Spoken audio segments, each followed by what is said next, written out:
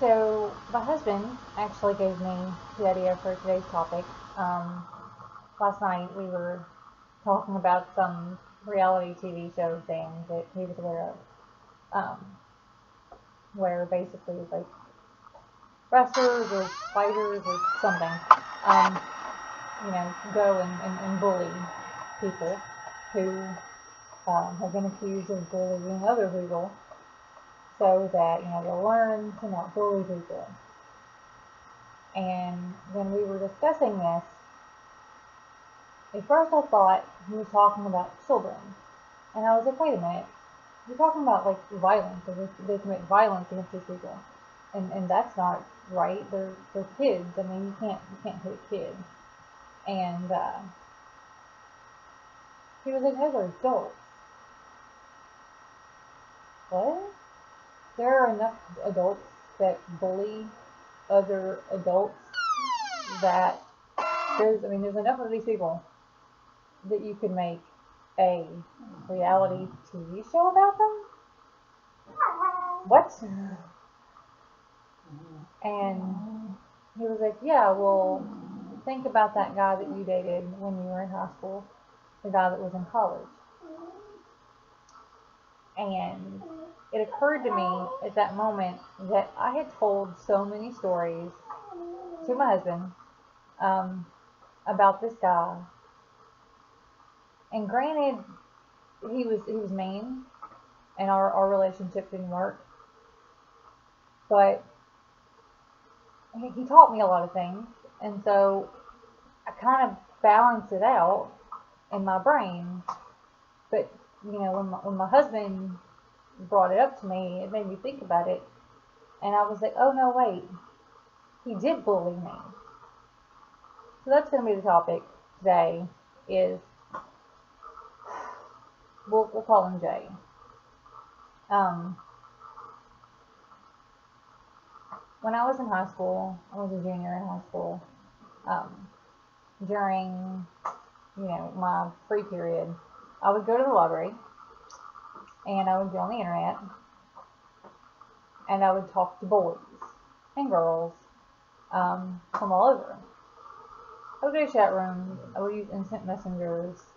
Of course, this was against the rules of the school library use policy, but I was never caught. And I was a teenager who didn't have a lot of friends. So anyway, I met Jay through one of these means. I don't remember if it was an instant messenger thing or a personal ad, or I don't remember how we originally met. But anyway, he ended up driving here from where he lived. He lived out of state, and I can't remember exactly how old he was when we first met, but we are somewhere between 6 and 8 years different. Um, he might have been 23 when I was 16. He might have been, you know, 25 when I was 16. At some point, I was 16. I know that in the beginning I was 16, and I know that at some point during our relationship he was 25. So somewhere between 6 and 8 years difference. Anyway, so we started dating, but it did not get physical, um, until I was 18. Now, during this period of time, we were friends. We didn't really, we didn't really date. I mean, we held hands a few times. We kissed when he came up here. Um, it was still creepy. Like looking back, it's creepy. But at the time, I mean, there was an older boy who was interested in me. So yeah. Anyway, so once I turned 18, um, he came up here. We spent a weekend together. We had sex. Um, During our, well, let me back up. shortly after, when he went back home, he called me and he asked me to marry him. And as you can tell from the story that I told, where I married a gay guy, at that point in my life, I really wanted to be married. I wanted someone to help me get out of my house. And however I did that, it didn't really matter to me. And don't get me wrong, I wasn't just, I wasn't using him. I did care for him. But the primary feature that I was attracted to is the fact that he would get me out of, my home. So of course I said yes, and I moved in with him. I moved out of state. I moved in with him. And from the moment that I moved down there, I was belittled. I had never lived outside of my home before. I had never lived in that state. I had never lived in a city that was that large. It was very new for me, and with my PTSD, which I wasn't diagnosed with yet, but I did have, with my PTSD and with all of my anxiety issues, I was not functioning. I could not bring myself to leave the apartment. Without him, I had a hard time checking the mail without him being there. He went on trip, and I didn't leave the apartment at all. I didn't even do laundry. I couldn't bring myself. Like, I was, for a moment, I was agoraphobic. At that point in time, I would have met the criteria for a diagnosis of agoraphobia.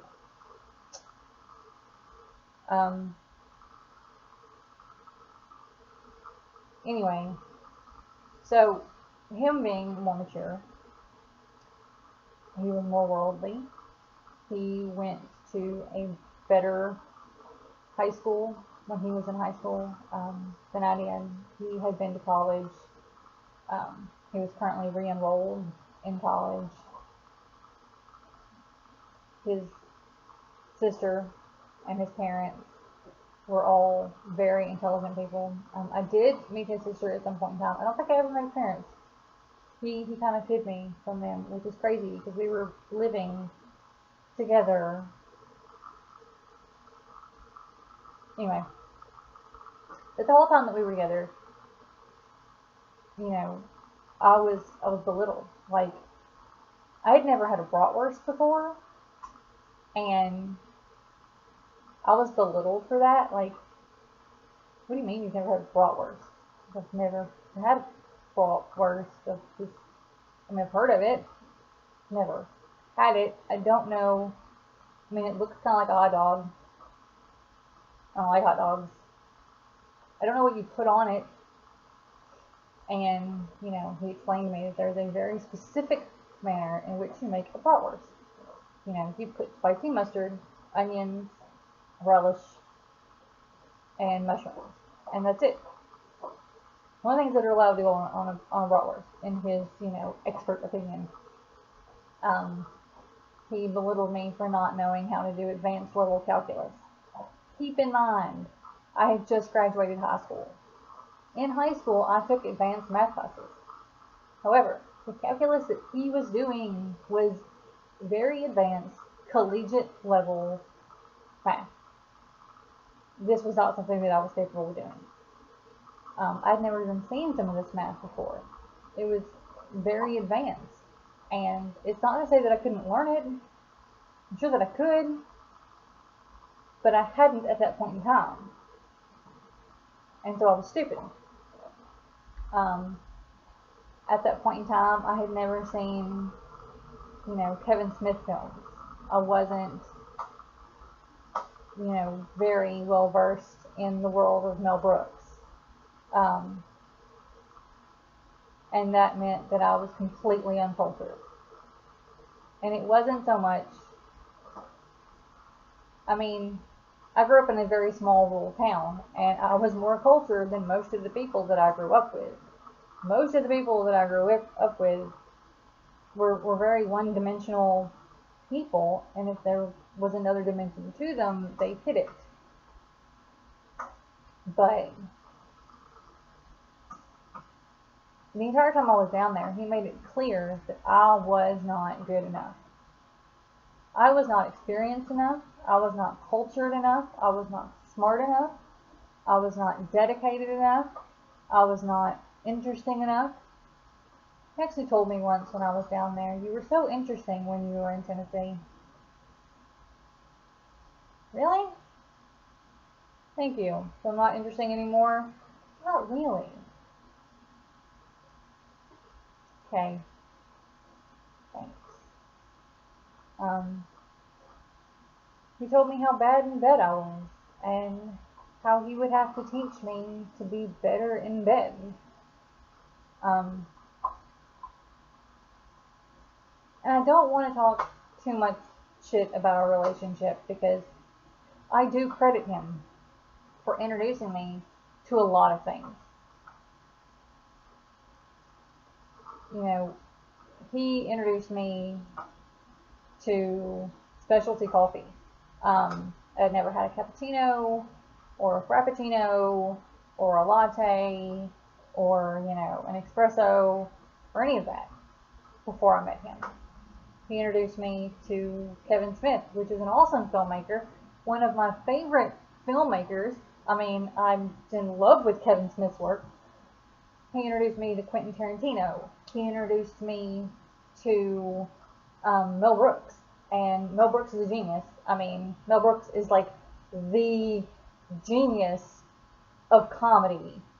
And there was like a lot of other things that he introduced me to that I had, like Tank Girl. I had never seen Tank Girl. I love Tank Girl. That is one of the most amazing. I mean, it's awesome. It's very me. It's very punk rock. But I don't know. I think he went about introducing me to these things in the wrong way. And sorry, things keep popping up on my screen, and I'm not really sure why. I think my computer's the Windows 10 thing. It's fucking me up. But he went out introducing me to these things in the wrong way. It was very mean. It was very mean-spirited. It was very belittling. And I don't know. My husband brought that up to me last night. He was like, he wasn't nice to you. He bullied you. He belittled you, and he made you feel small for not being worldly. You were 18 years old when you moved down there. You were 16 years old when you met him. You came from a very small rural community. You didn't have access to the larger world for the most part. He didn't like you for you. He liked you because he thought you were moldable. And not to sound conceited, at that time, I was quite attractive. Conventionally attractive or whatever, which is not something that I ever really strived for, but I don't know, I guess I was tall. I'm tall. Nice hair. People compliment my eyes all the time. Like, the only really fucked up feature about me is my teeth. So I really need to get fixed. But it's expensive to get your teeth fixed. And until recently, I never had dental insurance. Or I did when I was a kid, but I never actually went to the dentist. Because that's a different story. I don't know. But it is sad that we bully, like adults bully other adults. And it's sad that I didn't really see that as bullying. I mean, I saw it as wrong. I saw it as mean. I never really thought of it as bullying. which is, I don't know, I guess I've come a long way because not that long ago, he and I were having a discussion um, about transgender youth, and I won the debate. It was a debate. I won the debate, hands down, um, because he doesn't have an understanding of transgender issues, and I don't, in the sense that I'm not trans. I do in the sense that I am, one of the alphabet soup in the LGBTQIAP, whatever else you want to add in there. I guess it makes me more in tune with advocating for the rights. It makes me more in tune with,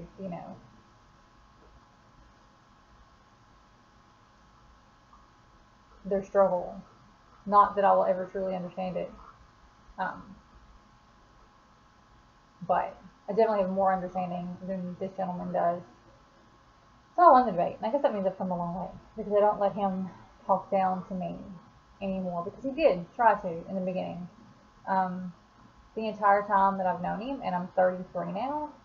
Of course, we've lost touch for long periods of time, in between. But in the long period that I've known him, he's always talked down to me. Um, Actually, when I found him on Facebook, one of the first things that he felt the need to point out to me was that he was engaged. I'm like, I don't understand what that has to do with the crisis in China. I mean, if you're uncomfortable befriending an old friend because of this engagement, then that's okay. But the, insinuation there is that I'm contacting you for some sexual purpose, which I'm not. At that time, I was in a relationship. So, I think at that time I had started dating my husband, the person who would come to be my husband. I don't know. But, while I don't think that it's okay to let someone else dictate to you how you feel, um, I do think that we can't be objective about our own lives because we live them. So there are times when I think my husband sees my past clearly, like more clearly. There we go. That's proper English. More clearly than I do, because he can sit there and be like, "Well, hey, did you ever think about it this way?" Because to me, it seems that way. And so, just take a moment, look at it from my view. Do you see it? And I step back and I look at my life, and I try to look at it as though it's a story that someone else is telling me. I'm like, oh yeah, I see that. I see that. It's yeah, that was wrong. So I don't know. Kudos to my husband, I guess, for caring enough to point that out to me. And he also wanted me to know that it is completely okay with him if I got a lot brighter in here.